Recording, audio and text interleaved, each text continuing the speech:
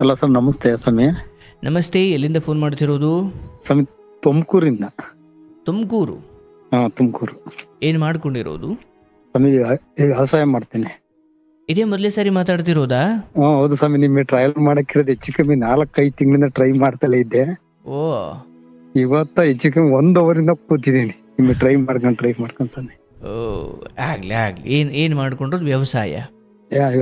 First car ಓಡಿಸ್ತಾ ಇದ್ದೆ ಬೆಂಗಳೂರು. ಈಗ ಕೊರೋನಾದಿಂದ ನಮ್ಮ ಅಪ್ಪಾಜಿ ನಮ್ಮ ಅಮ್ಮ ಇರೋದ್ರು. ಓ, ಈಗ ಊರಿಗೆ ಬಂದು ಗಾಡಿನ ಇದೆ, ಇಲ್ಲ ವ್ಯವಸಾಯ ಮಾಡ್ಕೊಂಡು ಜಮೀನ್ ನೋಡ್ಕೊಂಡು. ಟ್ರ್ಯಾಕ್ಟರ್ ಇದೆಯಾ? ಟ್ರ್ಯಾಕ್ಟರ್ ಇದೆ, 2 ಕಾರ್ ಇದೆ. ಆಗ್ಲಿ. ಊರಲ್ಲಿ 2 ಕಾರ್ ತಗೊಂಡು ಏನ್ ಮಾಡ್ತೀರಿ? ಇಲ್ಲ, 1 ಕಾರ್ ತುಮಕೂರಿಗೆ ಓಡಿಸ್ತಾ ಇದೀನಿ. ಓಡಿಸ್ತೀರಾ? 1 ಕಾರ್ ತುಮಕೂರಿಗೆ ಓಡಿಸ್ತೀನಿ. ಆಗ್ಲಿ. ಕಾರ್ಯಕ್ರಮ ಯಾವಾಗ್ಲಿಂದ ನೋಡ್ತಿರೋದು? ಸಮೀಗಲ್ಲೇ ನಾನು ಹೆಚ್ಚು ಕಮ್ಮಿ 1 ವರ್ಷದಿಂದ ಮಾಡ್ತಾ ಇದೀನಿ ನಿಮ್ ಕಾರ್ಯಕ್ರಮ. ಎಷ್ಟು ನಮ್ಗೂ ಹತ್ರ 2 ಕಿಲೋಮೀಟರ್ ಇದ್ದಿ ಸ್ವಾಮಿ. ನಾನು ಅಡ್ರೆಸ್ ಹೇಳಲ್ಲ. ಏನು ಕೇಳಿಸ್ಲಿಲ್ಲ? ನಮ್ಮೂರಿಗೂ 2 ಕಿಲೋಮೀಟರ್ ಅಂತರ ಇರೋದು. ಮತ್ ತುಮಕೂರು ಅಂದ್ರಿ? ಅಲ್ಲ, ಊರ್ ಅಡ್ರೆಸ್ ಬೇಡ ಅಂತ ನಾನು ಹೇಳಿದೆ. Okay okay okay okay okay. ನಿಮ್ಮ ಅಜ್ಜನಹಳ್ಳಿಗೂ ನಮಗೂ 2 ಕಿಲೋಮೀಟರ್. ಓ, ನಮ್ಮ ಹಳ್ಳಿದ ಹೇಳ್ತಾ ಇದ್ದೀರಾ? ಹಳ್ಳಿದ ಹೇಳ್ತಾ ಇರೋದು. ನಮ್ಮ ಅಜ್ಜನಹಳ್ಳಿ ಕಡೆಯವರ ನೀವು? ಅಲ್ಲೇ ಪಕ್ಕ. ಆಗ್ಲಿ, ತೊಂದ್ರೆ ಇಲ್ಲ, ಒಳ್ಳೇದಾಗ್ಲಿ. ಏನ್ ಬೆಳಿತೀರಾ ನೀವು? ಬೆಳೆ ಏನ್ ಬೆಳೆಯೋದು ನೀವು? ಅಡಿಕೆ ಗಿಡ, ತೆಂಗಿಡ ಸ್ವಾಮಿ. ನಮ್ದು ಅಡಿಕೆ ಗಿಡ, ತೆಂಗಿಡ, ರಾಗಿ. ಚೋಣಿ ಮಾಡ್ತೀರಾ? ಇಲ್ಲ, ಅಡಿಕೆ ಗಿಡ ಕೊಟ್ಬಿಡ್ತೀನಿ. ಕೊಟ್ಬಿಡ್ತೀರಾ? ಈ ವರ್ಷ ನಾನು ಒಬ್ನೇ ಇರೋದೆಲ್ಲ ಮಾಡಕ್ಕಾಗಲ್ಲ ಅಂತ ಒಂದ್ ಸ್ವಲ್ಪ ಅದು ಮನೆ ಕಡತೆ ಅದು ಒಂದ್ ಸ್ವಲ್ಪ ಸಾಲ ಇತ್ತು. 6 ಲಕ್ಷ ತೋಟ ಕೊಟ್ಟಿದ್ದೆ ಈ ವರ್ಷ. ಕಾಯಿ ಒಂದ್ 25-30 ಸಾವಿರ ಕಾಯಿ ಬೀಳ್ತದೆ. ಅಜ್ಜನಹಳ್ಳಿ ನೋಡಿದೀರಾ ನೀವು? ಅಜ್ಜನಹಳ್ಳಿ ನನಗೆ ಫೇಮಸ್ ಅವರು. ಹೌದಾ? ಏನು ಫೇಮಸ್? ನಾನು ಎನಿ ಟೈಮ್ ಅಜ್ಜನಹಳ್ಳಿ ಅಂದ್ರೆ ಎಲ್ಲರೂ ಲಿಂಕ್ ನನಗೆ ಅಲ್ಲಿ. ಹೌದಾ? ಎಲ್ಲ ಲಿಂಕ್ ಐತೆ. ಅಡ್ರೆಸ್ ಹೇಳದ್ ಮತ್ತೆ ನಮ್ಮ ಮನೆಯೆಲ್ಲ ಗೊತ್ತಾ ನಿಮಗೆ? ಎಲ್ಲ ಗೊತ್ತು. ಓಹೋ, ನಾನು ನಿಮ್ಮೂರನ್ನ ಕೇಳ್ದೆ. ನಾನು ಇಷ್ಟೊಂದು ಮಾಡ್ತಾ ಇದ್ದೀನಿ ನಿಮ್ಮೂರದ ಪ್ರೋಗ್ರಾಮ್. ರಾತ್ರಿ ನಾನೇನೋ ಫ್ರೀ ಆತಂದ್ರೆ 11 ಗಂಟೆ ತನಕ ನಿಮ್ ಪ್ರೋಗ್ರಾಮ್ ನೋಡ್ತಾ ಇರ್ತೀನಿ ನಾಯ್ಕೊಂಡು. ಈಗ ಒಂದ್ ಪ್ರೋಗ್ರಾಮ್ ಬಂದಿದ್ದು, ಅದ್ ಯಾವ್ದೋ ಹುಡುಗಿ ಅಡ್ರೆಸ್ ಹೇಳ್ಬೇಕೋ ಬೇಡ ಅಂತ ಕೇಳ್ತಾ ಐತೆ ಲೈವ್ ಅಲ್ಲಿ. ಅದನ್ನ ಕೇಳ್ತಾ ಇದ್ದೆ ಮನೆ ಕಂಡೆ. ಪರಮಾತ್ಮ ಒಳ್ಳೇದಾಗ್ಲಿ, ಶುಭ ಆಗ್ಲಿ. ಹೇಳಿ, ನಿಮ್ದೇನಾದ್ರೂ ವಿಚಾರ ಇದೆಯಾ? ಸಮ್ಮಿನ್ ನಾನು ದನ ಕಟ್ತೀನಿ, ಒಳ್ಳೆ ವಾರಿ ಕಟ್ತೀನಿ, ಒಳ್ಳೆ ಇದು ಕಟ್ತೀನಿ. ಏನ್ರ ನನಗ್ ಬಾಳ ಕಾಟ ಕೊಡ್ತಾರ ಸ್ವಾಮಿ. ನನಗೇನಂದ್ರೆ ಇಲ್ಲಿ ಏನಾರ ಮಾಡಿಸ್ಕೊಂಬಂದ್ ತಾಂಬಂದ್ ಅದ್ರೊಳಕ್ ಹಾಕ್ತು. ಯಾರು ಹಿಂಗೆ ನನಗೆ ಆಗ್ದರು. ಈಗ ನಿಮ್ಗೆ ಎಷ್ಟು ವರ್ಷ? ಈಗ ನನಗೆ 38. ಮಕ್ಳೆಷ್ಟು ಜನ? ಇಲ್ಲ ಸ್ವಾಮಿ, ಮಕ್ಳಿಲ್ಲ. ಮದುವೆ ಆಗಿಲ್ವಾ? ಆಗಿದೆ ಸ್ವಾಮಿ, ಅಲ್ಲಿ 10 ವರ್ಷ ಆದ್ಮೇಲೆ ಆಗಿ. ಮಕ್ಳಿಲ್ಲ? ಇಲ್ಲ, ಮಕ್ಳಿಲ್ಲ. ನಾನು ಒಳ್ಳೊಳ್ಳೆ ಟಾಪ್ ಓರಿನೇ ಕಟ್ತೀನಿ. ಅಂದ್ರೆ ಸಾಕ್ತೀರಾ ಅಂತ? ಸಾಕ್ತೀನಿ. ಒಳ್ಳೊಳ್ಳೆ ಓರಿನಾಗ ಈಗ ಸಿದ್ಧಗಂಗೆ ಕೊಟ್ಟು ಬಂದೆ. ಅಲ್ಲಿ ಈ ಜೋಡಗಟ್ಟೆ ಜಾತ್ರೆ ಅಂತ ನಡೆಯುತ್ತಲ್ಲ? ಅಲ್ಲೂ ಗೊತ್ತು. ಜೋಡಗಟ್ಟೆ ಕೆ ಟೆಂಪಲ್ 2 ಹತ್ರ. ಈ ಕಡೆ KG ಟೆಂಪಲ್ ಅಲ್ಲಿ ನಡೆಯುತ್ತೆ. ಇನ್ನೊಂದಲ್ಲಿ ಜುಂಜಪ್ಪನ್ ಇದ್ರ ಹತ್ರ ನಡೆಯುತ್ತಲ್ಲ ವರ್ಷಕ್ಕೊಮ್ಮೆ ಯಾವ್ದೋ ಒಂದು ಜಾತ್ರೆ, ಚಂಡೂರ್ಪುರ. Okay okay okay. ವಾರ ಗಟ್ಲೆ ನಡೆಯುತ್ತೆ. ಅದೆಲ್ಲ ಮುಗ್ದೋಯ್ತು. ಓಕೆ. ಅಂದ್ರೆ ನೀವು ತಂದು ಮಾರೋದಾ ಸಾಕೋದಾ? ನಾನ್ ಸಾಕ್ತೀನಿ. 3 ತಿಂಗಳು 4 ತಿಂಗಳು 5 ತಿಂಗಳು ಸಾಕ್ತೀನಿ. ಆಮೇಲೆ ಮಾರ್ತೀರಾ? ಆಮೇಲೆ ಮಾರ್ತೀನಿ. ಇದೇನೋ ಯಾರೋ ಮಾಡಿ ಸಾಕೋರಿ. ಇದು ಯಾವ? ಅದೇ ಸಮಯ 3 ರಸ ಬಿದ್ದೋಗ್ಬಿಟ್ರಿ ನಾವು ಈ ಸತಿ ಸೀಮೆಸ್ಗಳು. ಓಹೋ, ಅಂದ್ರೆ 3 ರಸ ಹಾಲು ಕೊಡ್ದಂಗೆ ಆಗೋಗ್ಬಿಟ್ಟು. ನಾನು ಎಲ್ಲ ಕೇಳ್ದೆ, ನಮ್ಮ ಅಕ್ಕಾರು ಕೇಳಿದ್ರು, ನಾನು ಕೇಳ್ದೆ. ಯಾರು ಏನೋ ಮಾಡಿದಾರೆ ಸಿಡ್ಡಿಗೆ, ಅದರಿಂದ ತಾಮ್ರಬೇಡ ಅಂದ್ರೆ. ಈಗ ಸಿದ್ಧಗಂಗೆ ಮಾರಿ ಬಂದನು, ಏನು ತಂದಿಲ್ಲ. 1 ಹಸ ಐತೆ, 1 ಎಮ್ಮೆ ಐತೆ ಅಷ್ಟೇ. ಅಂದ್ರೆ ನೀವು ತಂದು ಮಾರಿ ಸ್ವಲ್ಪ ಉದ್ಧಾರ ಆಗ್ತಿದ್ದೀರಾ ಅಂತ? ನನಗೇನು ಬಸವಣ್ಣ ಅಂದ್ರೆ ಫೇಮಸ್. ನನಗೆ ಸಾಕ್ಬೇಕು, ಒಳ್ಳೆ ಊರಿ ಸಾಕ್ಬೇಕು, ಒಳ್ಳೆ ದನ ಸಾಕ್ಬೇಕು. ಹಂಗೆ ನನಗೆ ಆ ಮಟ್ಟ ಇದ್ದಿ ಸ್ವಾಮಿ. ಬಟ್ ಈಗ ಈ ಕಾರಣಕ್ಕೆ ತಂದು ಸಾಕೋದನ್ನ ಮಾಡ್ತಾ ಇಲ್ಲ ನೀವು? ಈಗ ಅಲ್ಲಿಗೆ 10 ದಿವಸನೇನೋ ಎತ್ತು ಮಾರಿ 10 ದಿವಸದಿಂದ ಏನು ತಂದಿಲ್ಲ ಮನೆಗೆ. ಕಳೆದ ಬಾರಿ ಬಸವಣ್ಣ ನಿಮ್ಮ ಮನೆಯಲ್ಲಿ ಸಾವನ್ನಪ್ಪಿದ್ದ, ಹೌದಾ? ಸಾವನ್ನಪ್ಪಿತ್ತು. ಎಷ್ಟು ತಿಂಗಳಿಂದೆ? ಅಲ್ಲಿ ಹೆಚ್ಚು ಕಮ್ಮಿ ನಮ್ಮ ಅಪ್ಪಾರಿದ್ರು ಒಂದ್ 5-6 ವರ್ಷ 7 ವರ್ಷದ ಮುಂದೆ. ಬಟ್ ಇತ್ತೀಚೆಗೆ ಯಾವುದು ಆಗಿಲ್ಲ. ಇತ್ತೀಚೆಗೆ ಒಂದು ಸೀಮೆಸ ಸತ್ತೋಗ್ಬಿಡ್ತು. ಈಗ 1 ವರ್ಷದಾಗ ಒಂದ್ 10-12 ಲೀಟರ್ ಹಾಲು ಕೊಡೋದು, ಕಟ್ಟಾಕಿತ್ತಲ್ಲ ಸತ್ತೋಗ್ಬಿಡ್ತು. ಇದ್ಕಿದ್ದಂಗೆ ಕಟ್ಟಾಕಿ ಮಾಂತಕ್ ಬಂದಿದ್ದೆ, ಅಲ್ಲೇ ಸತ್ತೋಗ್ಬಿಡ್ತು. 12 ಲೀಟರ್ 13 ಲೀಟರ್ ಹಾಲು ಕೊಡೋದು ಒಂದ್ ಟೈಮಿಗೆ, ಅಂತದೇ ಸತ್ತೋಗ್ಬಿಡ್ತು. ಅದು ಸತ್ತೋದ್ಮೇಲೆ 1-2 ಸೀಮೆಕರುಗಳು ಸತ್ತೋಗ್ಬಿಟ್ಟು ನಮಗೆ ಹಿಂಗೆ ನಮ್ಮ ಇದ್ರೊಳಗಡೆನೆ ಬಂದ್ಬಿಟ್ಟಿದೆ. ಅದು ಏನೋ ನಮ್ ಮಾಡಾಕೋದು. ಅದಕ್ಕೋಸ್ಕರ ನಾನು ಏನಾರ ನಿಮ್ಮ ಹತ್ರ ಏನಾರ ಪರಿಹಾರ ಏನಾರ ಮಾಡ್ಬೋದಾ? ಬಟ್ ನೀವು ಆ ಸಾಕೋದನ್ನ ಮುಂದುವರಿಸಬೇಕು ಅನ್ನೋದು ಇದೆಯಾ ನಿಮ್ಮ ಮನ್ಸಲ್ಲಿ? ನನಗೆ ಸಾಕ್ಲೇಬೇಕು ಅಂತ ಸ್ವಾಮಿ ಇರೋದು. ಅದ್ ಏನಾರ ಅಲ್ಲಿ ಬಾಸ್ಕೊಂಡು ಸಾಕ್ಬೇಕು ಅಂತಲೇ ನಾನು ಇರೋದು. ಮತ್ತೆ ಹಂಗೆ ಆದ್ರೆ ಹಿಂಗೆ ಆದ್ರೆ ದೇವ್ರ ಇಚ್ಛೆ, ಇನ್ನೇನ್ ಮಾಡಕಾತ್ತೆ. ಮ್ಯಾಗ್ಲನ್ಕಿ ನಾನು ಅದೇ ಒಂದೇ ಮಾತು ಹೇಳೋದು. ನಾನು ಇವತ್ತು ಕೂಡ ನಾನು ಯಾರಿಗೆ ಅವನು ಕೆಡಿಸಿರ ಅವ್ನು ಕೆಡಿಸ್ಲಿ, ಬದುಕಿರೆ ಬದುಕಿಸ್ಲಿ, ಅಷ್ಟೇ ನಂದು 2 ಮಾತು. ಆಗ್ಲಿ, ತೊಂದರೆ ಇಲ್ಲ. ಈ ಬಸವಣ್ಣನ ಕುರಿತು ನಿಮ್ಮ ಪ್ರೇಮ ಇದೆಯಲ್ಲ, ಅಥವಾ ಆ ಗೋವುಗಳನ್ನು ಅಥವಾ ಆ ಜಾನುವಾರುಗಳನ್ನು ಸಾಕುವ ಆ ಬುದ್ಧಿಯೇ ಲೋಕದಲ್ಲಿ ಬಹಳ ಶ್ರೇಷ್ಠವಾದ ಬುದ್ಧಿ. ಹೌದು, ಅದರಿಂದ ಧನ ಸಂಪಾದನೆ, ಹಣ ಸಂಪಾದನೆ ಇರ್ಬೋದು, ಆದರೆ ಅದಕ್ಕೂ ಮೀರಿದ್ದು ಅವುಗಳನ್ನು ಸಾಕಬೇಕು, ಅವುಗಳನ್ನು ಹೆಂಡತಿ ಮಕ್ಕಳಿಗಿಂತ ಚೆನ್ನಾಗಿ ನೋಡಿಕೊಳ್ಳೋ ಬುದ್ಧಿ ನಿಮ್ಮದು, ಹೌದಲ್ಲ? ಹೌದು ಸ್ವಾಮಿ. ಅವುಗಳನ್ನು ಅಂದರೆ ಬೇರೆಯವರ ಕುತಂತ್ರದಿಂದ ಆ ಪ್ರಾಣಹಾನಿ ಆಗಿತ್ತು ಅಥವಾ ಈ ಹಿಂದೆ ಅಂಥದ್ದೊಂದು ನಡೆದಿತ್ತು. ಆದರೆ ನೀವು ಈ ವೃತ್ತಿ ಏನು ನಾವು ತಂದು ಸಾಕಬೇಕು ಅಥವಾ ಬಸವಣ್ಣನ ಮೇಲೆ ಪ್ರೇಮ ನೋಡಿ, ನೀವು ಎಷ್ಟು ಚೆನ್ನಾಗಿ ಹೇಳಿದ್ರಿ. ಅದರಿಂದ ನಮ್ಗೆ ತುಂಬ ಲಾಭ ಇದೆ ಸ್ವಾಮಿ ಅನ್ನಲಿಲ್ಲ. ಬಸವಣ್ಣನ ಸಾಕಬೇಕು ಅನ್ನೋ ಭಾಳ ಅದು ಪ್ರೀತಿ, ಅದು ಯಾರೋ ಹುಟ್ಟಿಸಿದ್ದಲ್ಲ, ಅದು ಜನ್ಮತಃ ಬಂದ್ಬಿಟ್ಟಿದೆ. ಈಗ ಸ್ವಾಮಿ ನಾನು ಅಲ್ಲಿ ನಮ್ಮಲ್ಲಿ ಎಷ್ಟಿದ್ದು ಅಂದ್ರೆ 12-13 ರಾಸಿದ್ದು, 3 ಎಮ್ಮಿದ್ದು, 5 ಸೀಮೆಸಿದ್ದು, 7 ಜೊತೆ ವಾರಿಸ್ ಹಾಕಿದ್ದೆ. ಅದಕ್ಕೆಲ್ಲ ಕೊಟ್ಟಿಗೆ ವ್ಯವಸ್ಥೆ, ರಾತ್ರಿ ಹೊತ್ತು ಏನ್ ವ್ಯವಸ್ಥೆ ಮಾಡ್ಕೊಂಡಿದ್ದೆ? ಇಲ್ಲ ವ್ಯವಸ್ಥೆ ಸೂಪರ್ ಮಾಡ್ಬಿಟ್ಟಿ. ನಾವು ಹೆಂಗ್ ಮನಿ ಕಮ್ಮಕಂದ್ರೆ ಕೊಡಿಕೆ ಹಿಂಗ್ 50 ಅಡಿ ಉದ್ದಕ್ಕೆ 50 ಅಡಿ ಅಗಲ, ಮನೆ ಕಡೆ ಕಲ್ಲು ಪಲ್ಲು. ಮನೇಲಿ ಯಾರ್ಯಾರು ಇದ್ದೀರಿ? ನಾನು, ನಮ್ಮ ಮನೆಯವರು, ನಮ್ಮ ಅಕ್ಕ ಮಗ ಇದ್ದಾನೆ, ನಮ್ಮ ಮಾವ. ಓಕೆ, ನೀವು, ನಿಮ್ಮ ಮನೆಯವರು, ನಿಮ್ಮ ಅಕ್ಕ ಮದುವೆ ಆಗಿಲ್ವಾ?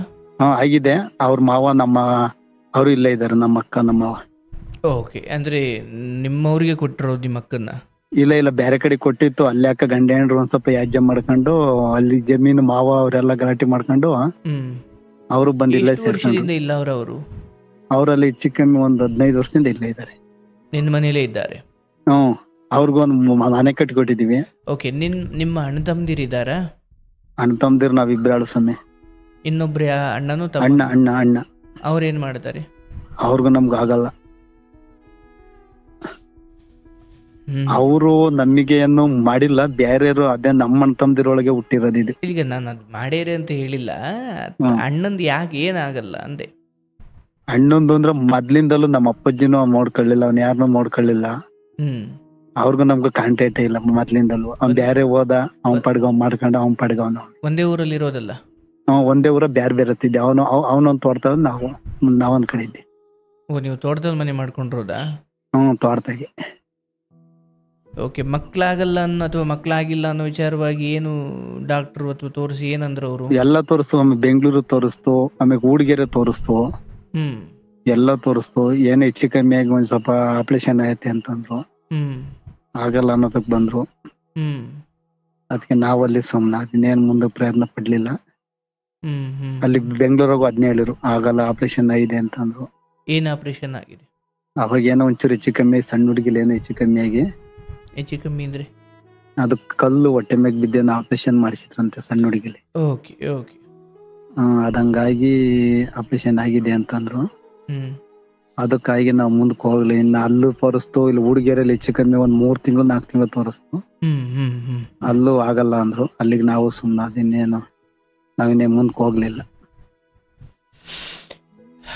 ನಿಮ್ಮ ಶ್ರೀಮತಿಯವ್ರಿಗೆ ಅದ್ರ ಬಗ್ಗೆ ತುಂಬಾ ಬೇಜಾರಿದೆಯಾ ಅಥವಾ ನೀವೇ ಸಮಾಧಾನ ಮಾಡಿದಿರಾ? ಒಬ್ಬೊಬ್ರು ಏನಾರು ಅಂದಾಗ ಬೇಜಾರಾಗುತ್ತೆ. ನಮ್ಗೊಂದ್ ಎಂತದಾರ ದೇವ್ರು ಕೊಟ್ಟಿದ್ರೆ, ನಮ್ಗೊಂದ್ ಹೆಣ್ಣು ಗಂಡ ಕೊಟ್ಟಿದ್ರೆ ನಮ್ಗೂ, ನಾನು ಒಂದೊಂದ್ಸತಿ ಸ್ವಾಮಿ ಅದ್ನೇ ಯೋಚನೆ ಮಾಡ, ನಾನೊಂದ್ ಕುಡಿಯಲ್ಲ, ಒಂದ್ ಏನು ಅಂದ್ರೆ ಏನು ಮಾಡಲ್ಲ ಸ್ವಾಮಿ. ಬೆಂಗಳೂರಿಗೆ ಇದ್ದಾಗ್ಲು ಅಷ್ಟೇ, ನಾನೊಂದ್ ಯಾವ್ದು ಮಾಡ್ತಿಲ್ಲ. ನನಗೇನು ನಾನು ಇದ್ನ ತೋಟ ಮಾಡ್ಬೇಕು, ಟ್ರ್ಯಾಕ್ಟರ್ ತರ್ಬೇಕು, ಕಾರ್ ತರ್ಬೇಕು, ಇದೇ ಸಂಪಾದನೆ ಮಾಡ್ಬೇಕು.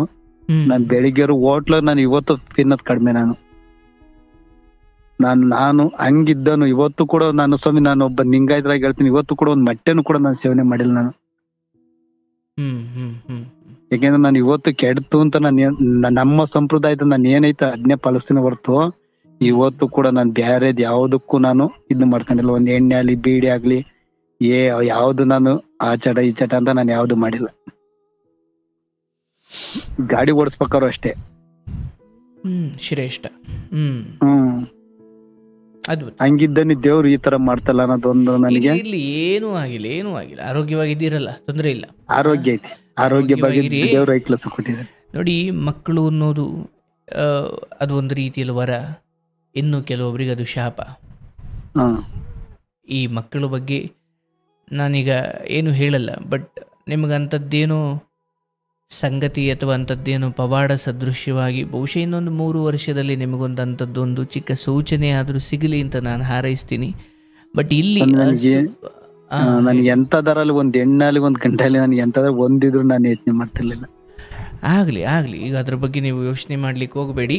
ಭಗವಂತನ ಅನುಗ್ರಹ ನಾನು ಅದಕ್ಕೆ ಆ ಹೆಣ್ಮಕ್ಳ ಬಗ್ಗೆ ನಿಮ್ಮ ಶ್ರೀಮತಿಯವ್ರ ಬಗ್ಗೆ ಕೇಳಿದೆ. ಯಾಕಂದ್ರೆ ನಾನು ಇದ್ರ ಬಗ್ಗೆ ಎಲ್ಲ ಸಾವಿರಾರು ಕತೆ ಕೇಳೋಣ. ಆ ಹೆಣ್ಣು ಮಗಳನ್ನು ಒಂದು ಮಗುವನ್ನು ಹೆರದೇ ಹೋದಾಗ ಅಥವಾ ಯಾಕೋ ಆಕೆ ಬದುಕಲ್ಲಿ ಆಕೆಯ ಪ್ರಾರಬ್ಧದಲ್ಲಿ ಅಂಥದ್ದೇನೂ ಇಲ್ಲ, ಅದು ಆಕೆ ತಪ್ಪಲ್ಲ. ಬಟ್ ಸಮಾಜ ಏನನ್ನುತ್ತೆ ಅಂತ ನಾನು ಊಹಿಸಬಲ್ಲೆ. ಅದು ಇವತ್ತಲ್ಲೇ ಹೋದರೂ ನಾಳೆ ಏನೋ ಒಂದು ಘಟನೆಗಳು, ಏನೋ ಒಂದು ಮಾತುಗಳು ಬಂದಾಗ ಅವ್ರಿಗೆ ತುಂಬ ನೋವಾಗ್ಬೋದು. ಅವರು ಆಗುವಂತಾರ ಸಮಯ, ಅವರು ಆಗುವಂತ ಹೇಳ್ತಾರೆ. ಅವರು ಆಗುವಂತ ಹೇಳಿ ಅವ್ರ ಊರ್ಗೂ ಹೋಗಿ ಒಂದ್ಸತಿ ಡೈವರ್ಸ್ ಕೊಟ್ಟು ಎಲ್ಲದು ಆಗೋಯ್ತು. ಅವ್ರು ಮದ್ವೆ ಆಗು ನಾನೇ ಮುಂದೆ ನಾನು ಹೇಳೋದು, ನೀವೇ ಕೈ ಮುಗಿದಾದ್ರೂ ಸರಿ, ಮಗುವಿನ ವಿಚಾರಕ್ಕೋಸ್ಕರ ಒಂದು ದಾಂಪತ್ಯವನ್ನು ಹಾಳು ಮಾಡಿಕೊಳ್ಳೋದು ಯಾವತ್ತೂ ತರವಲ್ಲ. ದೊಡ್ಡ ಮನಸ್ಸು ಹೊಂದ್ಕೊಳ್ಳೋಣ, ತೊಂದರೆ ಇಲ್ಲ. ನೀವು ಆ ವಿಚಾರಕ್ಕೆ ನೀವು ನೀವು ಅದು ಕೈ ಹಾಕಿಲ್ಲ. ಇವನ್ ಆಕೆ ಹೇಳಿದ್ರು ಕೂಡ ಬೈದು ಸುಮ್ಮನಿರ್ಸಬೇಕು. ನಾನು ನಿನಗೆ ಮಗು, ನೀನು ನನಗೆ ಮಗು, ನಾವು ಶಕ್ತಿ ಇರೋವರೆಗೂ ಹೋಗೋಣ. ಅಂದರೆ ತಡೆಯಪ್ಪ, ಕಡಗಾಲಕ್ಕೆ ಮಕ್ಕಳು ಬೇಕು, ಬಿದ್ದೋದಂಥ ಕಾಲಕ್ಕೆ ಮಕ್ಕಳು ಅಂತ ಇದ್ರೆ ನಮ್ಮನ್ನು ನೋಡ್ಕೊಳ್ತಾರೆ ಹಂಗೆ ಅಂದ್ಕೊಂಡವರೆಲ್ಲ ಇವತ್ತು ಆಶ್ರಮದಲ್ಲಿ ಅವರೇ. ಇವತ್ತು ಮನೇಲಿರೋ ಮಕ್ಕಳು ಕೂಡ ತುಂಬ ಪ್ರೀತಿಯಿಂದ ಮುದ್ದಾಡಿ ನೋಡ್ಕೊಳ್ತಾವ್ರೆ, ವಯಸ್ಸಾದ ಅಪ್ಪ ಅಮ್ಮನ್ನ ಅಂತಲೂ ಏನಿಲ್ಲ. ಹಾಗಾಗಿ ಮಕ್ಕಳ ಕುರಿತು ಆಗದೇ ಇರುವುದು ಶಾಪ ಅಥವಾ ಆಗುವುದು ವರ ಇಲ್ಲ. ಇವತ್ತೆಲ್ಲ ಕಾಲದ ಪ್ರವಾಹ, ಕಲಿಯುಗ ಎಲ್ಲ ಉಲ್ಟಂಪಲ್ಟ ಆಗೋಗ್ಬಿಟ್ಟಿದೆ.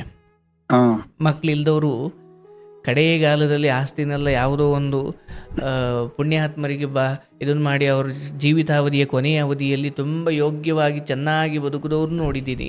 ಮಕ್ಕಳು ಎತ್ಬಿಟ್ಟು ನೋಡಿ ಕಷ್ಟವನ್ನು ನೋಡೋರು ಇದ್ದೆ. ಅದಕ್ಕೆ ನಮ್ಮಲ್ಲಿ ಹೇಳ್ತವರಲ್ಲ, ಮಕ್ಕಳು ಬೇಕು ಅಂತಾರೆ ಮಕ್ಕಳು ಇರದವರು, ಮಕ್ಕಳೇ ಬೇಡ ಅಂತಾರೆ ಮಕ್ಕಳ ಹೆತ್ತವರು. ಅಂದರೆ ಮಕ್ಕಳು ಹೆತ್ತಿರೋರು ಹೇಳ್ತಾರೆ ಯಾಕೆ ಬೇಕಿತ್ತಪ್ಪ ಈ ಮಕ್ಕಳು ಅಂತ. ಮಕ್ಕಳು ಇಲ್ದವ್ರು ಹೇಳ್ತಾರೆ ಅಯ್ಯೋ ಭಗವಂತ ಎಂಥದ್ದಾದರೂ ಒಂದು ಮಗು ಕೊಡಪ್ಪ ಅಂತ. ಅಂದರೆ ನಾಳೆ ದಿನ ಮಕ್ಕಳು ನಮ್ಮನ್ನು ಚೆನ್ನಾಗಿ ನೋಡ್ಕೊಳ್ಳಲ್ಲ ಅನ್ನೋ ಕಾರಣಕ್ಕೆ ಮಕ್ಕಳನ್ನು ಬೇಡ ಅಂತ ಯಾವ ಅಪ್ಪ ಅಮ್ಮನೂ ಹೇಳಲ್ಲ. ಬಟ್ ಅದಾಗಿಯೂ ಚೆನ್ನಾಗಿ ನೋಡಿಕೊಳ್ಳಿ ಅಂತ ಯಾರು ಮಕ್ಕಳನ್ನು ಹೆರೋದಿಲ್ಲ. ಏನೋ ಬದುಕು, ಒಂದು ತಾಯ್ತನ ಬಂದಾಗ ಒಂದು ಹೆಣ್ಣಿನ ಬದುಕು ಸಂಪೂರ್ಣ. ಆ ಕಾರಣಕ್ಕೆ ಮುಂದೆ ಸಾಧ್ಯವಾದರೆ ನೋಡಿ, ಇನ್ನೊಂದು 3 ವರ್ಷ ವೆಯ್ಟ್ ಮಾಡಿ. ಇಲ್ಲ ಅಂದಾಗ ಒಂದು ದತ್ತು ತಗೊಂಡಾದ್ರೂ ಸಾಕಿ, ಇಲ್ಲ ನಿಮ್ಮ ಅಕ್ಕನ ಮಕ್ಕಳನ್ನೇ ಸಾಕಿ. ಅಕ್ಕನ ಮಗನೊಬ್ಬನ್ ಸಾಕಿದೆ, ಅವನು ಮದುವೆ ಮಾಡ್ದು ಅವಂದು ಎಲ್ಲ ಮಾಡ್ದು ಅವನ್ಗೆಲ್ಲ ಮಾಡ್ಕೊಟ್ಟಿದೀವಿ. ಕಡೆಗಾಲದ ಬಗ್ಗೆ ಭಯ ಬೇಡ. ಆ ಕಡೆಗಾಲ ಅನ್ನೋದು ನಾಳೆನೇ ಇರ್ಬೋದು, ಯಾರಿಗ್ ಗೊತ್ತು. ಕಡೆಗಾಲಕ್ಕೆ ಅಂತ ಮಕ್ಳನ್ನ ಸಾಕಬಾರ್ದು. ಕಡೆಗಾಲ ಅನ್ನೋದು ಯಾರೋ 70 ಆದ್ಮೇಲೆ 60 ಆದ್ಮೇಲೆ ಬರುತ್ತೆ ಅಂತ ಏನಿಲ್ಲ, ನಾಳೆ ನಾಡ್ದೇ ಬರ್ಬೋದು. ಅದು ಜವರಾಯನಿಗೆ ಬಿಟ್ಟಿದ್ದು, ಅದು ನಮ್ಮ ಲೆಕ್ಕಾಚಾರದಿಂದ ಬಹಳ ದೂರವಾದದ್ದು ಮಾತದು. ಸೊ ಅದು ಒಂದು. ಎರಡನೇದು, ಈ ಬಸವಣ್ಣನನ್ನು ಅಥವಾ ಜಾನುವಾರುವನ್ನು, ಹಸುವನ್ನು ಸಾಕೋ ವಿಚಾರದಲ್ಲಿ ನಿಮ್ಮ ಜೀವಿತಾವಧಿ, ನಿಮಗೆ ಭಗವಂತ ಎಲ್ಲಿವರೆಗೂ ಶಕ್ತಿ ಕೊಡ್ತಾನೋ, ಇನ್ನು ಮುಂದೆ ನಿನ್ನ ಮನೆಯಲ್ಲಿ ಯಾವುದೇ ಕಾರಣಕ್ಕೂ ಜಾನುವಾರುಗಳ ಸಾವು ಆಗಲ್ಲ. ಆ ಭಯದಿಂದ ನೀವು ಅದನ್ನು ನಿಲ್ಲಿಸೋದು ಬೇಡ. ನೋಡಿ, ನಮ್ಮ ಮನಸ್ಸಿಗೆ ಯಾವುದು ತೃಪ್ತಿ ಕೊಡುತ್ತಲ್ಲ, ಇವತ್ತು ತಂದು ನಾಳೆ ಸತ್ರು ಕೂಡ ಸಾವಿಗೆ ನಾನು ಕಾರಣ ಅಲ್ಲ ಅನ್ನೋದು ನೆಮ್ಮದಿ ನಿಮಗಿರಬೇಕು. ಭಗವಂತ ನಿಮ್ಮನ್ನು ಅಂಥ ಒಂದು ಪವಿತ್ರವಾದ ಆಸಕ್ತಿ ಅಥವಾ ಅಂಥ ಬಸವಣ್ಣನ ಮೇಲೆ ಒಂದು ಪ್ರೇಮ ಬರಬೇಕು, ಆ ಮೂಕ ಪ್ರಾಣಿಗಳನ್ನು ಎತ್ತ ತಂದೆ ತಾಯಿಗಳು ಅಥವಾ ಕಟ್ಕೊಂಡು ಹೆಂಡತಿ ಮಕ್ಕಳಿಗಿಂತ ಚೆನ್ನಾಗಿ ಸಾಕಬೇಕು ಅನ್ನೋ ಬುದ್ಧಿ, ಆ ಮುಗ್ಧತೆ ಬರೋಕಿದೆಯಲ್ಲ ಈ ಕಲಿಯುಗದಲ್ಲಿ ಬಹಳ ದುರ್ಲಭ. ಅದು ನಿಮಗಂಥದ್ರಲ್ಲಿ ಶಕ್ತಿನೂ ಇದೆ, ಮತ್ತು ಅಷ್ಟು ಪ್ರೇಮವೂ ಇದೆ, ಮತ್ತು ಅಷ್ಟು ಎಲ್ಲ ವ್ಯವಸ್ಥೆಯನ್ನು ಭಗವಂತ ಮಾಡಿದ್ದಾನೆ. ಅಷ್ಟು ದೊಡ್ಡ ಮಟ್ಟಕ್ಕೆ ಅಲ್ಲದೆ ಹೋದರೂ ಚಿಕ್ಕದ ಮಟ್ಟದಲ್ಲಾದರೂ 2-3 ನೀವು ಮನೆಯಲ್ಲಿ ಯಾವಾಗಲೂ ಸಾಕೋದು ರೂಢಿ ಮಾಡಿಕೊಳ್ಳಿ. ಇನ್ಯಾರು ನಿನ್ನ ಮನೆಗೆ ಏನೂ ಮಾಡಲಿಕ್ಕಾಗಲ್ಲ. ಅಷ್ಟು ನೋಡಿ, ಪ್ರತಿ ಸಾರಿ ಸಮಯ ಕೆಟ್ಟಾಗ, ಏನೋ ಒಂದು ದುರ್ಘಟನೆ ನಡೆದಾಗ, ಎಲ್ಲೋ ಒಂದು ಕಡೆ ಇಲ್ಲ ರೀ ಏನೋ ಮಂತ್ರ ಮಾಡಿಸ್ಬಿಟ್ಟಾರ್ರಿ ನಿಮ್ಮ ಮನೆಯಲ್ಲಿ ಸಾವಾಗಲಿಕ್ಕೆ, ನಿಮ್ಮ ಮನೆಯಲ್ಲಿ ಜಾನುವಾರು ಸಾಯ್ಲಿಕ್ಕೆ ಅದೇ ಕಾರಣ ಅಂತ ಒಂದು ಕಡೆ ಹೇಳಿದಾಗ, ನಾಳೆ ದಿನ ಆ ನೆಪ ಇಟ್ಕೊಂಡು ನಾನು ಸಾಕೋದನ್ನೇ ಬಿಡಲಿಕ್ಕೆ ಆಗೋದಿಲ್ಲ ಅಥವಾ ಆ ಕಾರಣದಿಂದ ಸತ್ತಿದೆ ಅನ್ನೋದನ್ನು ತುಂಬ ಬಲವಾಗಿ ನಂಬಲಿಕ್ಕೆ ಹೋಗಬೇಡಿ. ನಾಳೆ ಮನೇಲಿ ಇನ್ನೇನು ಆದರೂ ನಮ್ಗೆ ಅದೇ ನೆನಪಾಗುತ್ತೆ. ಸ್ವಾಮಿ, ನಾನು ಯಾವ ದೇವ್ರು ನಂಬಿಲ್ಲ. ನಮ್ಮ ಸ್ವಂತ ಮಂದೇವ್ರು ಒಂದು ಮಂಜುನಾಥ ಸ್ವಾಮಿ, ಒಂದು ರಾಘವೇಂದ್ರ ಸ್ವಾಮಿ, ಒಂದು 3 ನನಗೆ ಏನಾರು ಕಷ್ಟ ಬಂತಂದ್ರೆ ನಾನು ಹೇಳಲ್ಲ ಕೇಳಲ್ಲ, ಧರ್ಮಸ್ಥಳಕ್ಕೆ ಹೋಗಿ ಬಂದ್ಬಿಡ್ತೀನಿ. ಯಾವ ಕಾರಣಕ್ಕೂ ಇನ್ನು ಮುಂದೆ ನಿಮ್ಮ ಮನೆಯಲ್ಲಿ ಅಥವಾ ನನ್ನ ಆಸೆ, ನೀವು ಆ ಕೆಲಸ, ಪವಿತ್ರವಾದ ಕೆಲಸವನ್ನು ಮುಂದುವರಿಸ್ಕೊಂಡು ಹೋಗಬೇಕು. ಯಾರು ಬಸವಣ್ಣನಿಗೆ ಏನೋ ಮಾಡಿಸಿ, ಬಸವಣ್ಣನನ್ನು ಅಥವಾ ಆ ಹಸುವನ್ನು ಮಾಟಮಂತ್ರ ಮಾಡಿಸಿ ಕೊಲ್ಲುವಷ್ಟು ಶಕ್ತಿ ಇದೆ ಅಂತ ನೀವು ಭಾವಿಸೋದು ಬೇಡ. ನಿಮ್ಮ ಒಳ್ಳೇದಕ್ಕೆ ಹೇಳ್ತಾ ಇದ್ದೀನಿ, ಅದಕ್ಕೇನಾದರೂ ಬೇರೆ ಕಾರಣ ಕೊಟ್ಟುಕೊಳ್ಳಿ. ಏನೋ ಕಾರಣಕ್ಕೆ ಸತ್ತೋಯ್ತು ಅಂದುಕೊಳ್ಳಿ ಅಷ್ಟೇ. ನೀವು ಸಾಕ್ತಿರೋ ಸಾಕಲ್ವ ಅದು ನನಗೆ ಬೇಡ, ಬಟ್ ಈ ಕಪ್ಪು ವಿದ್ಯೆಗಳ ಕಾರಣಕ್ಕಾಗಿ, ಕಪ್ಪು ಶಕ್ತಿಗಳ ಕಾರಣಕ್ಕಾಗಿ ಹಿಂಗಾಯಿತು ಅಂತ ನಿಮ್ಮ ಮನಸ್ಸಿಗೆ ಒಮ್ಮೆ ಹುಳ ಬಿಟ್ಕೊಂಡ್ಬಿಟ್ರೆ ಇದು ಮಾಡುವಂತಹ ದುರಂತ ಒಂದೊಂದಲ್ಲ.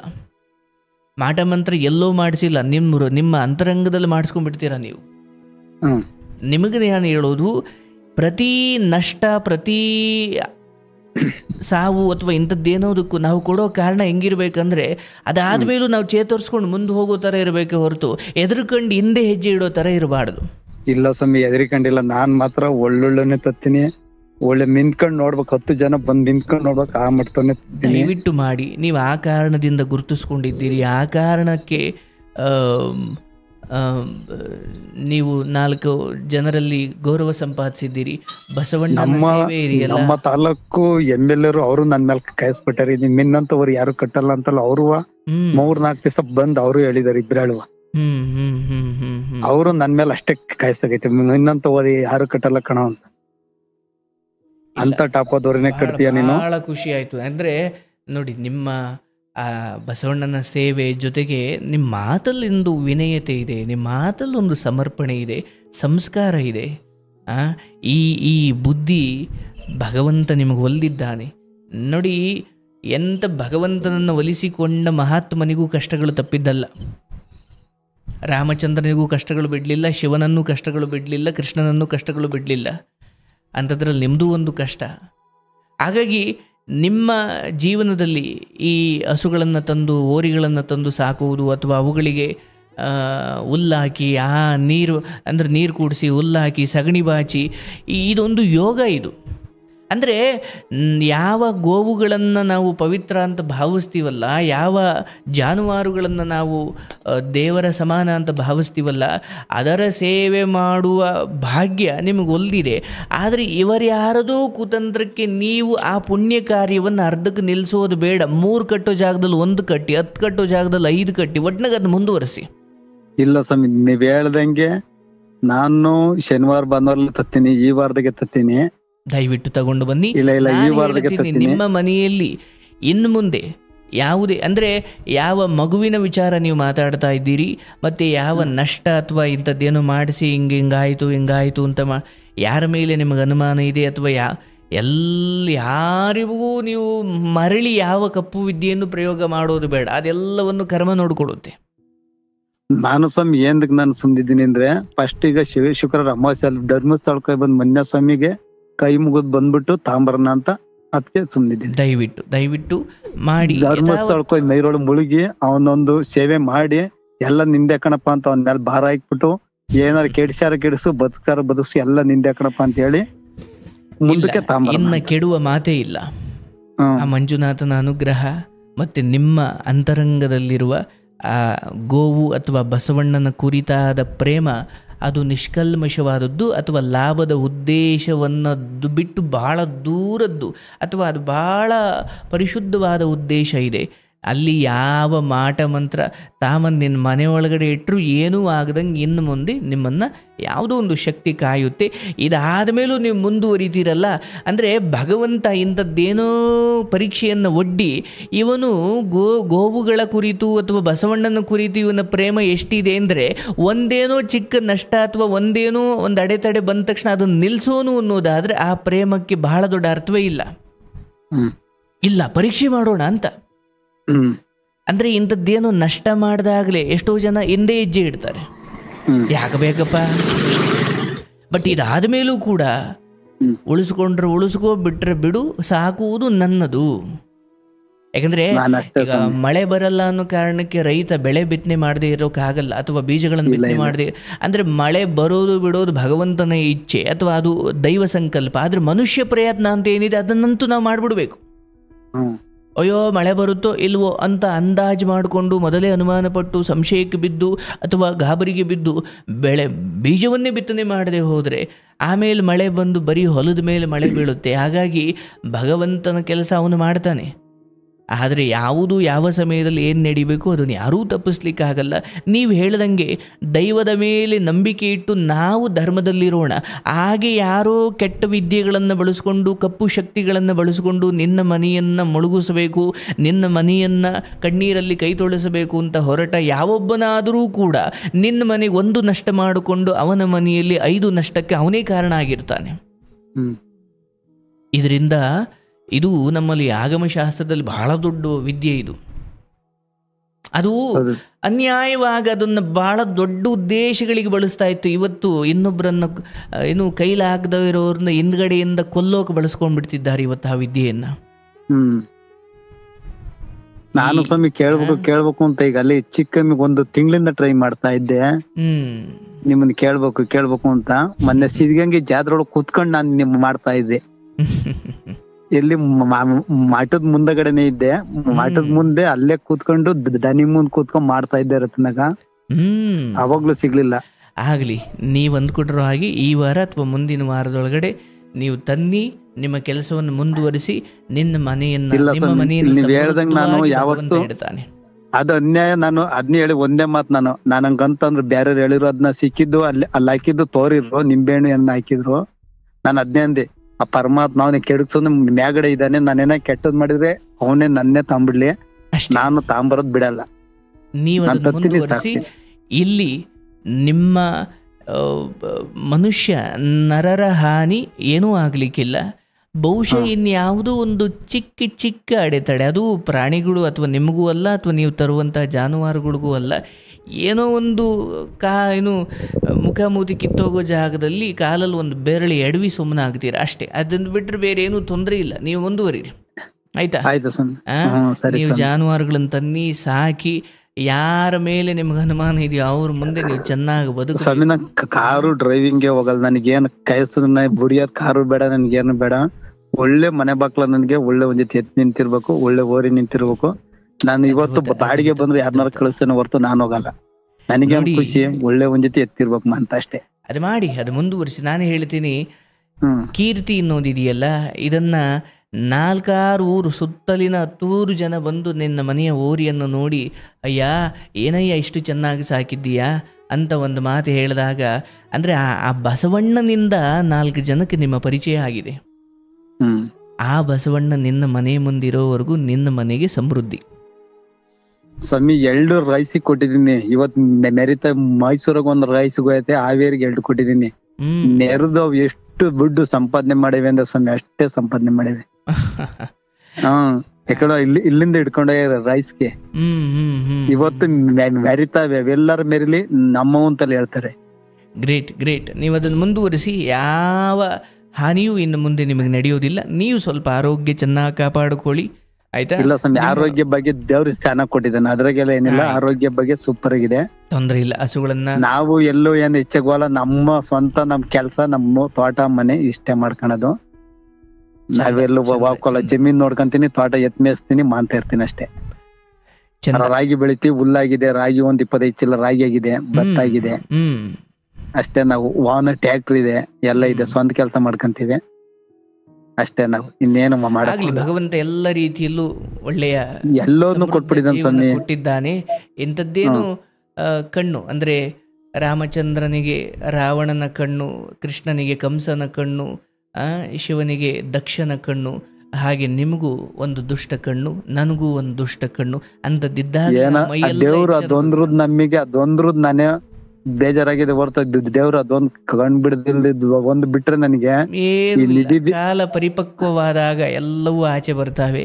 ಆದ್ರೆ ಅದು ಏನೇ ಆಚೆ ಬರಲಿ, ಯಾರೇ ತಪ್ಪಿತಸ್ಥರು ಅಂತ ಗೊತ್ತಾಗ್ಲಿ, ಏನೇ ಆಗಲಿ, ಯಾವ ಗೋವಿನ ಹಣೆ ಬರಹವಾದರೂ, ಮನುಷ್ಯನ ಹಣೆ ಬರಹವಾದರೂ, ಈ ಲೋಕದಲ್ಲಿ ಎಷ್ಟು ಸಮಯ ಅವರು ಉಳಿಬೇಕು ಅದನ್ನು ಮೀರಿ ಯಾರೂ ಅದನ್ನು ಉಳಿಸ್ಕೊಳ್ಳೋಕ್ಕಾಗಲ್ಲ. ಇವೆಲ್ಲ ನೆಪ ಮಾತ್ರ ಅಷ್ಟೇ.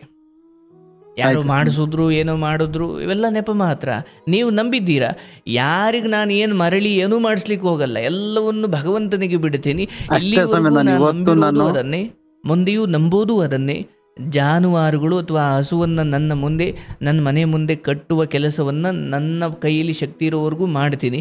ಅದನ್ನು ಇವ್ರು ಯಾರೋ ಏನೋ ಮಾಡಿಸೋ ಮೂಲಕ ನನ್ನನ್ನು ತಡಿಬೋದು ಅಂದುಕೊಂಡ್ರೆ ಅದು ಅವ್ರ ಮೂರ್ಖತನ. ಹಾಗಾಗಿ ನಾನು ಈ ಕೆಲಸವನ್ನು ಬಿಡಲಿಕ್ಕಿಲ್ಲ. ನಿಮ್ಮ ಹೆಂಡತಿ ಮಕ್ಕಳು ಅಥವಾ ನಿಮ್ಮ ಹೆಂಡತಿ, ನಿಮ್ಮ ಅಕ್ಕ ಅಥವಾ ನಿಮ್ಮ ಮನೆ ಸಮೃದ್ಧವಾಗಿರೋದೇ, ಅಥವಾ ಇನ್ನೂ ಒಂದಷ್ಟು ತಲೆಮಾರುಗಳ ಕಾಲ ನಿಮ್ಮ ಮನೆ ಹೀಗೇ ಸಮೃದ್ಧವಾಗಿರಬೇಕಂದ್ರೆ ನೀವು ಈ ಗೋವಿನ ಸೇವೆಯನ್ನು ಮುಂದುವರಿಸಿ, ನಿಮ್ಗೆ ಒಳ್ಳೆಯದಾಗುತ್ತೆ. ಮತ್ತು ಯಾವ ಕಾರಣಕ್ಕೂ ಯಾವ ದುಷ್ಟರ ಕಣ್ಣು ನಿನ್ನ ಮನೆಯ ಮೇಲೆ ಬೀಳದ ಹಾಗೆ ಆ ಜಾನುವಾರುಗಳ ಕೃಪೆಯಿಂದ ನಿಮ್ಮ ಮನೆ ಬದುಕುತ್ತೆ. ಏನಿದ್ರು ಏನಿಲ್ಲದೆ ನೋಡಿ, ನಾವು ಎಷ್ಟು ಅಡಿಕೆ ಚೋಣಿ ಕೊಟ್ಟಿರ್ಬೋದು, ಅಥವಾ ಅಡಿಕೆ ಇರ್ಬೋದು, ತೆಂಗು ಇರ್ಬೋದು, ಏನೇ ಇರ್ಬೋದು, ಆದರೆ ಹೀಗೆ ಮೂಕ ಪ್ರಾಣಿಗಳ ಆಶೀರ್ವಾದ ಇದೆಯಲ್ಲ, ಎಷ್ಟೋ ದೊಡ್ಡ ದುರಂತಗಳಿಂದ ನಮ್ಮ ಬದುಕನ್ನು ತಪ್ಪಿಸುತ್ತೆ ಸ್ವಾಮಿ. ಅದು ಗಂಜಿಗೆ ನಮ್ಮೂರಿಂದ 2 ಕಿಲೋಮೀಟರ್ ಬಡ್ಡೂರ್ ಐತೆ, ಬಡ್ಡೂರಿಂದ ಬೆಳಗಿನ ಜಾವ 5 ಗಂಟೆ ಬರ್ತಾರೆ ಗೋವ್ ಹಿಡ್ಕೊಂಡು ಹೋಗಕ್ಕೆ. ಎಲ್ಲ ನಮ್ಮ ಅಂತಕ್ಕೆ ವಾಕ್ ಬಂದಾಗ ಎಲ್ಲರೂ ಗೋವ್ ಹಿಡ್ಕೊಂಡು ಹೋಗ್ತಾರೆ. ಯಾಕಳು ಇವ್ರ ಮಲ್ಲ ಹಸು ಇದೆ, ವಾರು ಇದೆ ಅಂತವ ಎಲ್ಲ ಹಿಡ್ಕೊಂಡು ಹೋಗ್ತಾರೆ. ಇವತ್ನು ಕೂಡ ಬರ್ತಾರೆ ಅವ್ರು. ಇವತ್ತು ಇಬ್ರಾಳ್ ಬಂದ್ ಬೇಜಾರ್ ಮಾಡ್ಕೊ ತಾಂಬರಣ ಈ ವಾರ ಎಲ್ಲಾರ ಅಲ್ಲಿ ಬೇಕು, ನಮ್ಗೆ ಹಬ್ಬಕ್ ಬೇಕು ಅಂತವ. ನಾನ್ ಆಯ್ತು ಹತ್ತಿನ ಬಿಡು ಅಂತಲ್ಲಿ ಹೇಳ್ದೆ. Great great. ನೋಡಿ ನಿಮ್ಮ ಆ ಮನೋಭಾವ ಇದೆಯಲ್ಲ, ಅಥವಾ 4 ಜನ ನಿಮ್ಮನ್ನ ಗೋವು ಅಂದ್ರೆ ನಿಮ್ಮ ಮನೆ ಅಥವಾ ಅದನ್ನ ಹುಡುಕೊಂಡು ಬರ್ತಾರೆ ಅಂದ್ರೆ ಗ್ರೇಟ್. ನೀವು ಹಾಗೆ ಉಳಿಸ್ಕೊಂಡಿದ್ದೀರಾ ಜನರನ್ನ. ನಿಮ್ಗೆ ಒಳ್ಳೇದಾಗ್ಲಿ. ಭಗವಂತ ಕೆಲವು ವಿಚಾರಗಳಲ್ಲಿ ನಿಮ್ಮಂತರ ಆಶೀರ್ವಾದ, ನಿಮ್ಮಂತರ ಗೋವುಗಳ ಆಶೀರ್ವಾದ ಇರತಕ್ಕ ದೊಡ್ಡ ದೊಡ್ಡ ಮಾತು. ನೀವು ನೋಡಿ, ನೀವು ಗೋವುಗಳ ಸೇವೆ ಮಾಡೋರು ಮತ್ತು ಸಾತ್ವಿಕರಾಗಿ ನಿಮ್ಮ ಪರಂಪರೆಯನ್ನು ಬಹಳ ಗೌರವಾನ್ವಿತವಾಗಿ ಶ್ರದ್ಧೆಯಿಂದ ಪಾಲಿಸ್ಕೊಂಡು ಬಂದಿರೋ ನೀವು, ಆ ಶಿಸ್ತು, ಆ ದಿವ್ಯ ಮನಸ್ಥಿತಿ, ನಿಮ್ಮ ಸಜ್ಜನ ನಡವಳಿಕೆ ನಿಮ್ಮನ್ನು ಕಾಪಾಡಿದೆ. ಭಗವಂತ ನಿಮ್ಮನ್ನು ಇನ್ನೂ ಹೆಚ್ಚು ಸಮೃದ್ಧಿಯೊಂದಿಗೆ ಆರೋಗ್ಯ ಆಯಸ್ಸು ಕೊಟ್ಟು ಕಾಪಾಡಲಿ. ಭಾಳ ಸಂತೋಷವಾಯಿತು. ಯಾಕಂದರೆ ಈ ಇಡೀ ಒಟ್ಟಾರೆ ನೋವಿನ ಅಥವಾ ಗೋವನ್ನು ಕಳ್ಕೊಂಡೆ ಅನ್ನೋ ಆ ನೋವಿನ ಸಂಗತಿಯನ್ನು ನೀವು ಹೇಳಬೇಕಾದಾಗ ನೀವು ಕಾಪಾಡಿಕೊಂಡ ಪ್ರಬುದ್ಧತೆ ಅಥವಾ ಹಾಗೆ ಮಾಡಿಸಿದವರ ಕುರಿತು ನೀವೇನೂ ಕೆಟ್ಟ ಭಾಷೆಯನ್ನು ಬಳಸದೆ ಭಗವಂತನಿಗೆ ಬಿಟ್ಟಿದ್ದು, ಕರ್ಮಕ್ಕೆ ಬಿಟ್ಟಿದ್ದು. ಈಗ ಸ್ವಾಮಿ ಯಾರು ಹೇಳಿದ್ರು ಹಿಂಗೆ ಅಂತ, ನಾನು ಹೇಳಿದ್ ಒಂದೇ ಮಾತು, ಅವ್ರು ಮಾಡಿದ್ರೆ ನನಗೆ ಇರ್ಲದು. ನಾನು ಮಂಜ ಸ್ವಾಮಿ, ರಾಘವೇಂದ್ರ ಸ್ವಾಮಿ, ಸ್ವಂತ ಮಂದೇವ್ರು ಒಂದಿದೆ. ಈ 3 ದೇವ್ರು ಏನಾರ ಮಾಡ್ಕೊಳ್ಳಿ, ನಾನು ಅವ್ರಿಗೆ ಹಿಂದಿರುಗಿಸಕ್ ಹೋಗಲ್ಲ, ನಾನೇನು ಮಾಡಕ್ ಹೋಗಲ್ಲ. ನಾನು ಆ ದೇವ್ರೇ ಮ್ಯಾಗ್ಲ ಧರ್ಮ ಕರ್ಮ ಕಾಪಾಡ. ನಾನೇನಾರ ಅವ್ರಿಗೆ ಕೆಟ್ಟದ್ ಮಾಡಿರೋ ನನಗೆ ಕೆಟ್ಟದ್ ಮಾಡ್ಲಿ, ನಾನು ಕೆಟ್ಟದ್ ಮಾಡಕೊಂತ ಅವ್ರಿಗೆ ಹೋಗಲ್ಲ. ಅವ್ರು ಮಾಡ್ಲಿ, ನನಗ್ ಬಿಡು ಅಂತಾನೆ. ನಮ್ಮಕ್ಕ ಹಂಗಂತೂ ಇರ್ಲಿ. ಕೆಲವೊಮ್ಮೆ ಕೆಲವೊಂದು ಸಾವುಗಳು ಆ ಗೋವಿನ ದೃಷ್ಟಿ ಅಥವಾ ಗೋವಿನ ಆತ್ಮದ ದೃಷ್ಟಿಯಿಂದ ಅದು ಈ ಕೆಟ್ಟ ಲೋಕದಲ್ಲಿ ತನ್ನ ಅಂತ್ಯ ಅಥವಾ ತನ್ನ ಸಮಯವನ್ನು ಮುಕ್ತಾಯಗೊಳಿಸ್ಕೊಳ್ಬೇಕಿತ್ತು. ಅದಕ್ಕೆ ಈ ಕೆಲವು ಜನರ ಸಹಾಯ ತಗೊಂಡಿದೆ ಅಂತ ನೀವು ಭಾವಿಸಿ ಅಷ್ಟೇ. ಯಾರ ಆಯಸ್ಸನ್ನು ಮೀರಿ ಅಥವಾ ಆಯಸ್ಸು ಪ್ರಮಾಣವನ್ನು ಮೀರಿ ನಾನು ಅಯ್ಯೋ ನನಗೆ ಅದಿಷ್ಟ ಅನ್ನೋ ಕಾರಣಕ್ಕೆ ನಾನು ಅವ್ರನ್ನ ಉಳಿಸ್ಕೊಳ್ಳೋಕ್ಕಾಗಲ್ಲ ಅಂದರೆ, ನೋಡೋ ದೃಷ್ಟಿಕೋನ ಬದಲಾದರೆ ದ್ವೇಷಗಳು ಸತ್ತು ಹೋಗ್ತವೆ. ಆ ಗೋವಿನ ಆಯಸ್ಸೇ ಅಷ್ಟಿತ್ತು, ಅದು ದೇವಲೋಕಕ್ಕೆ ಹೋಗಬೇಕಿತ್ತು. ಹಾಗಾಗಿ ಸಾವಿಗೆ ಇದೊಂದು ದಾರಿ ಅಷ್ಟೇ. ಹಾಗಾಗಿ ನಾನು ಯಾರನ್ನೂ ದೂಷಿಸಿ ಪ್ರಯೋಜನ ಇಲ್ಲ. ಯಾಕೆ? ಆತ ಉಳಿಲೇಬೇಕು ಅಂತ ಇದ್ದಿದ್ರೆ ನೀವು ಕತ್ತಿನ ಮೇಲೆ ಚಪ್ಪಡಿ ಹಾಕಿದ್ರು ಅವ್ರು ಉಳಿತಾರೆ. ಏಕೆಂದರೆ ಜನನ ಮರಣಗಳ ಸಮಯ ಮತ್ತು ಆ ಮರಣದ ರೀತಿ ಹೇಗೆ, ಎಲ್ಲಿ, ಯಾರಿಂದ ಎಲ್ಲವೂ ಪೂರ್ವ ನಿರ್ಧಾರಿತ. ಹೌದು ಸ್ವಾಮಿ. ಹಾಗಾಗಿ ಯಾವುದಕ್ಕೂ ಅಂಟಿಕೊಳ್ಳದೆ ಸೇವೆ ಮಾಡಿಕೊಂಡು ಹೋಗಬೇಕಾದ್ರೆ ಕಳಿಸ್ಕೊಟ್ಟು ಬರೋದಕ್ಕೆ ಯೋಗ ಇದ್ದರೆ ಕರ್ಕೊಳ್ಳಿ, ಹೋಗೋದಕ್ಕೆ ಹಠ ಮಾಡಿದ್ರೆ ಅಥವಾ ಭಗವಂತನೇ ಕರ್ಕೊಳ್ಳೋಕೆ ರೆಡಿ ಆದರೆ ತಗೊಳ್ಳಪ್ಪ ಇದು ನಿಂದೆ, ನಾನು ಸಾಕ್ರಿ ಅನ್ನೋದು ಬಿಟ್ಟರೆ ನಂದು ಅಂತ ನಾನೆಲ್ಲೂ ಹೇಳ್ಕೊಳ್ಳಂಗಿಲ್ಲ. ಯಾಕೆ ಅದು ನಂದಲ್ಲ, ಸಾಕಿದ ಪೋಷಿಸಿದವನು ನಾನಷ್ಟೇ. ಒಂದು ಮಗುವನ್ನು ಹೆತ್ತ ತಂದೆ ತಾಯಿ, ಯಾರ ಮಗನಮ್ಮ ಇವನು, ನನ್ನ ಮಗ ಸ್ವಾಮಿ, ನನ್ನ ಅಂದರೆ ನಾನು ಹೆತ್ತಿದ್ದು, ಹೆಂಗೆ ಹೇಳು, ನನ್ನ ಅನ್ಬೇಡ ಅಂತಾರ ಒಂದು ಗುರುಗಳು. ನನ್ನ ಮಗ ಅಲ್ಲ ಅಂತ, ನನ್ನ ಮಗ ಅನ್ಬೇಡ, ನಾನು ಹೆತ್ತ ಮಗ ಅನ್ಬೇಕಾದ್ರೆ ಅವನು ಭಗವಂತನ ಮಗ ಅಂತ. ಯಾಕಂದ್ರೆ ಆತ್ಮ ನಿಮ್ಮ ಗರ್ಭದ ಮೂಲಕ ಆಚೆ ಬಂತು, ನಿಮ್ಮ ನೆರವು ತಗೊಂಡಿದೆ ಅಷ್ಟೇ. ಅದು ಅಷ್ಟೇ. ಆ ಕಾರಣಕ್ಕೆ ನಾನು ಹೆತ್ತ ಮಗ ಅನ್ನು ನನ್ನ ಮಗ ಅಂತ ಅನ್ಬೇಡ ಅಂದ್ರಂತ ಗುರುಗಳು. ಅಯ್ಯೋಯ್ಯೋ, ಇದರಲ್ಲಿ ಎಷ್ಟು ಅರ್ಥ ಇದೆ, ಹೌದಲ್ವಾ? ಯಾಕೆ ಇದು ಬೇಕು ಅಂದಾಗ ಬಾ ನೀನು ಅಂತ ಕರ್ಕೊಳ್ಳೋ ಶಕ್ತಿನೂ ನಮಗಿಲ್ಲ, ನೀನು ಸತ್ತೋಗು ಅಂತ ಕಳಿಸೋ ಶಕ್ತಿನೂ ನಮಗಿಲ್ಲ, ಕರೆಯೋದು ನಮ್ಮ ಕೈಲಿಲ್ಲ, ಕಳಿಸೋದು ನಮ್ಮ ಕೈಲಿಲ್ಲ. ಮತ್ತು ನಂದು ಅಂದ್ರೆ ಹೆಂಗಿರುತ್ತೆ ಅಂದರೆ, ನಾನು ಬೇಕಾದಾಗ ಹುಟ್ಟಿಸ್ಬೋದು, ಬೇಕಾದಾಗ ನಾಶ ಮಾಡ್ಬೋದು. ಇದು ಹಂಗಲ್ಲ ಅಂದ್ರೆ ಮತ್ತು ನಂದಲ್ಲ ಇದು. ಯಾವುದನ್ನು ನಾನು ಬೇಕು ಅಂದಾಗ ನಾಶ ಮಾಡಲಿಕ್ಕಾಗಲ್ಲ, ಬೇಕು ಅಂದಾಗ ಕರ್ಕೊಳ್ಳೋಕ್ಕಾಗಲ್ಲ, ಬೇಡ ಅಂದಾಗ ನಾಶ ಮಾಡಲಿಕ್ಕಾಗಲ್ಲ, ಅದನ್ನು ನಂದು ಅಂತ ಹೇಳಲಿಕ್ಕೆ ಸಾಧ್ಯವೇ ಇಲ್ಲ. ಹಾಗಾಗಿ ನಂದು ಅಂತ ಹೇಳುವುದು ಭಗವಂತ ಮಾತ್ರ. ನಾನು ಒಂಚೂರು ಪೋಷಣೆ ಮಾಡಿದೆನಪ್ಪ, ಅದು ಬಿಟ್ಟು ನಂದಲ್ಲ ಕಣೆಯ ಇದು ಅಂತ ಹೇಳಬೇಕು ನಾನು. ಹೌದು ಸ್ವಾಮಿ. ಹಾಗಾಗಿ ಯಾಕಂದರೆ ಈ ಚಿಕ್ಕ ಪುಟ್ಟ ಭಾವನೆಗಳು ಬದಲಾಗದ ಹೊರತು ನಾವು ಪರಮಾತ್ಮನನ್ನು, ಆ ಭಗವಂತನನ್ನು ದರ್ಶನ ಮಾಡಲಿಕ್ಕೆ ಸಾಧ್ಯವಾಗಲಿಕ್ಕಿಲ್ಲ.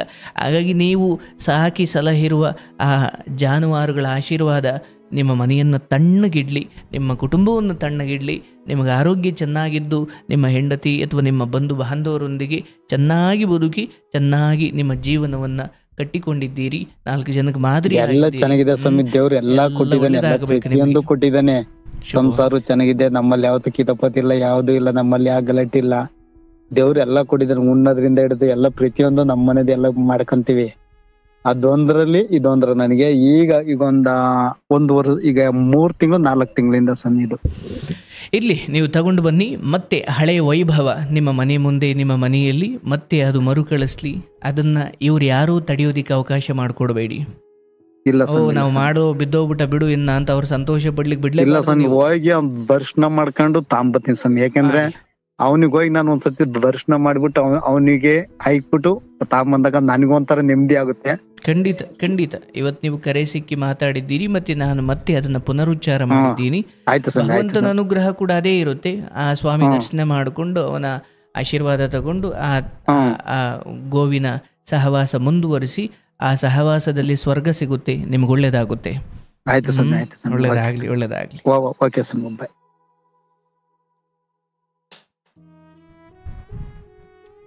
ನೋಡಿ, ಗೋವುಗಳಿಗೂ ಹಸುವಿಗೂ ಮಾಟ ಮಂತ್ರ ಮಾಡಿಸುವಷ್ಟು ನೀಚರಿದ್ದಾರೆ.